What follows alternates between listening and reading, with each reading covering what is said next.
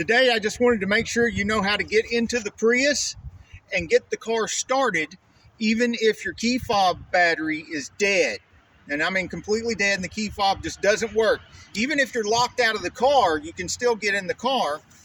First thing you need to know is right here, there's a place where you can touch on the side here. You've got to squeeze it near the top of that little piece. And while you're squeezing that, you can pull this out and you see there's a little key right there. Insert that right here and you can unlock the doors. Then you can get in the vehicle. This can go right back in here so that it doesn't get lost.